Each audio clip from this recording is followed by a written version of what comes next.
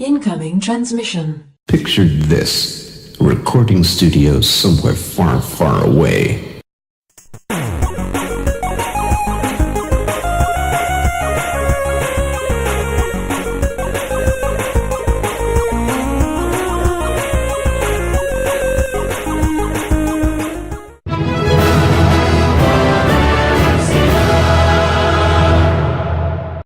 Welcome, Watchers of Illusion, to my Castle of Confusion on the 14th of May 2018. I'm looking at Skull Crossbones on the ZX Spectrum today.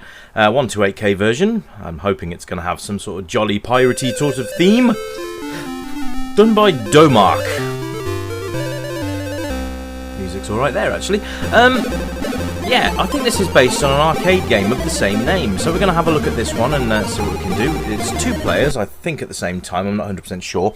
I believe it's a two-player at the same time experience, but we're going to have a look at this and see how well an arcade game translates to the Specky. Well, we have a soundtrack, and we have a swashbuckling pirate, so we do. There we go, har. So yeah, you push the fire button, and you can sort of fence, almost. Let's have a quick look at the UI. So at the bottom right, we've got our credits, so based on an arcade. There you go, so you've got your... Oh, cool. Alright, so you can do some sort of backslash there with your sword, which seems to do an infinitely better amount of damage than just sort of fencing with them does. So I think we'll try and do that method from now on. You can block and parry and all that stuff, but oh well, never mind. You've got your health there, that's 40, you've got your wealth at 4, and then you've got one eye, for some reason that you've got written across the screen there, but never mind. It's fairly colourful, I suppose. It's very purple. I think that's the wizard guy, the main sort of bad guy of the piece, that we'll probably have to go and deal with later. That's an interesting freeze, as I believe it's loading into the next screen here, but it's a bit of a strange freeze. The controls are fairly okay. The animations are very juddery, as you can see. You're kind of very, very fast across the screen here. Nice selection of bad guys. The music's changed, so that's good. It does seem to be that if you go off the screen, though, you're kind of stuck there. So like you can see this guy here, I'm having to sort of combat him at the edge of the screen rather than him actually make his way over. He can still fire his arrows at me, which is a bit odd, but I think he has been vanquished. So let's have a look at these guys now with these helmets on. There doesn't seem to be any sort of difficulty with dealing with these over the initial guys that we were dealing with in the first part of the level, but never mind. I think we can dig up these bones. There we go. So that's a little digging animation there, in case you're wondering what that was. So yeah, you get different... You get wealth, but I guess we'll see if there's anything we can spend our wealth on. I'm not sure if there will be or not, but we'll see what happens. There's no sort of markers to tell you which direction to go either. So I mean, you've got to sort of use your visual skills and just make up your mind where you're going to go. It's not always obvious, I don't think. Never played the arcade original. That's something I might have to look into. I mean, the level design's nice. You can actually see that that's sort of like a castle wall there. And you get these guards coming in, which actually look like they've got fish heads. I just realised. I don't think that's what they're meant to be, but they do look a little bit like a fish. So we skid down there by our heads, which is great. Again, it's kind of, I don't know. Some of these parts feel a little rushed, like the animation to jump down that zip wire, for example. Kind of just attached itself to his head, and then he was like down on the bottom part, but that's not a problem. The controls are fairly responsive. I'll have to throw that in for good measure. They do respond quite well. The only thing I'm a bit concerned about, not concerned, but it's a bit strange, is that your forward lunge doesn't seem to do any damage whatsoever, but this sort of backslash here that we're doing does an absolute ton of damage and kills them off. The other entertaining thing which you'll find with this game is that if you've got multiple enemies on the screen at once, they won't move until you've actually killed one of the other guys, and then another one will start to move. So effectively you could run across the screen and kill all of them if you really wanted to before you had a chance to move. Once you've killed all the bad guys in a certain area, you can see that is actually a cross where you're supposed to put your character to be able to move on, so you sort of jump through there, but it's so fast, some of the animation on this, you don't actually understand what he's doing. We get more wealth there, and now we can just zip down there.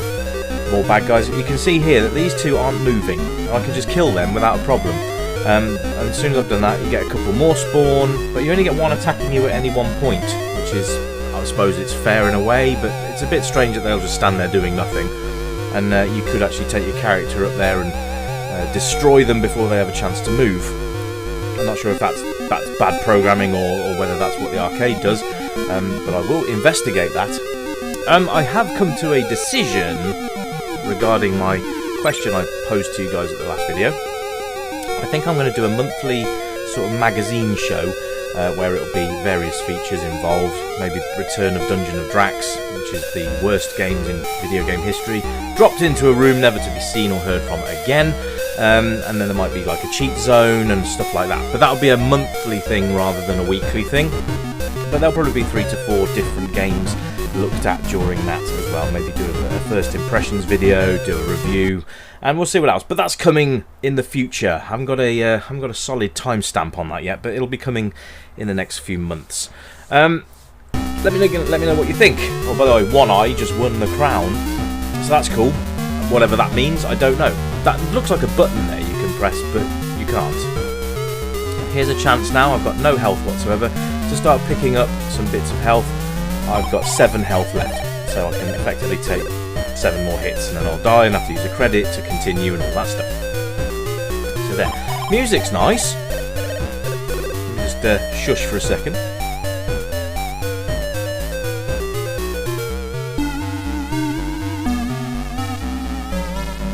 Now, if this wasn't a Skull and Crossbones game, I would say that this sounds very much like a Dizzy soundtrack. It's really nice. I like the music in this game. There's no sound effects other than that. It is just pure music, and there's no sound as well as there isn't any sound. It's just as easy as that. It's just a nice music soundtrack as you play through. And the only thing is, I think that they could have done is it died there, continue, and it continues where you left off, which is quite nice. My only criticism really is that, you know, this frontal attack just doesn't seem to work. You can hit them until the cows come home and they just won't die. But as soon as you start to, here you go, look, stabbing the guy, but as soon as I start doing that, dead. So I think it's maybe a little bit of an oversight in the programming here, that you can't actually kill anybody with the forward strikes, you have to rely on the backwards ones. So you spend most of your time moonwalking around and then sort of hitting them with a backward strike. You also get these guys in barrels, which I think we're about to see in a minute. That's where these things are being thrown at us. There's bottles, oh yes, there we go. And they've got these old looking pirates who want a bit of a rumble, but they're no quarry whatsoever.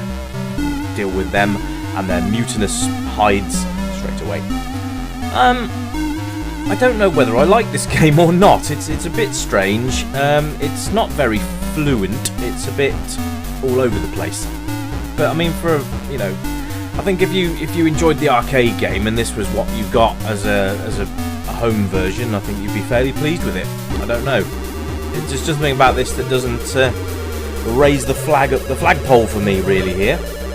It's certainly not a Jolly Roger. I can't say anything about it. It sounded like an innuendo. But they seem to have crammed as much of the arcade version in as I think they could have done. Like I say, I'm going to have to go and play the arcade version and see how it compares. But for a home version, it's not awful. I'm just struggling with it a little bit. It's a bit sort of fast as well, very very fast. So your character tends to go all over the place very quickly. The main character sprite's nice though. You can actually see that he is got his eye patch on there and his pirate hat, so that's all cool. So you know it's a pirate game, which is nice. The colour schemes are okay, lots of whites and purples. I'm not quite sure why magenta is such a prominent colour in some of these levels, but it is. So there you go. The idea, I think, is to get to the end of a stage, defeat a pirate lord, and rescue someone. I don't know. There's certainly no reason to be spending your 615 wealth there, which I think is supposed to be gold coins. But yeah, there doesn't seem to be any way you can spend that. So I think that's probably your score rather than actual spendable credits. So let's go up here.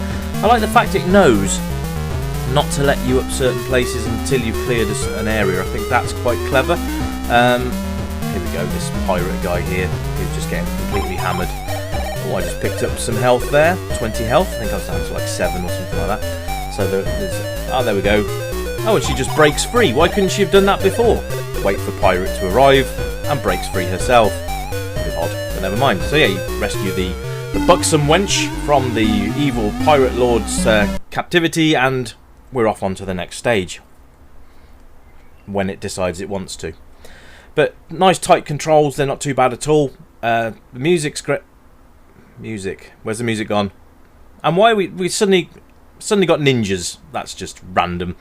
But the music up till now was nice, and now for some reason it's gone. Graphically, it's all right. I wouldn't say it's amazing, but I think it's fairly spot on with what it's trying to do. But anyway, guys, that's been the Retro Revival Show, and I've been Rich. This has been Skull and Crossbones. I hope you've enjoyed it. Thank you very much for tuning in, and I will catch you in the next video, which is coming in the next couple of days. Thank you very much. Bye for now.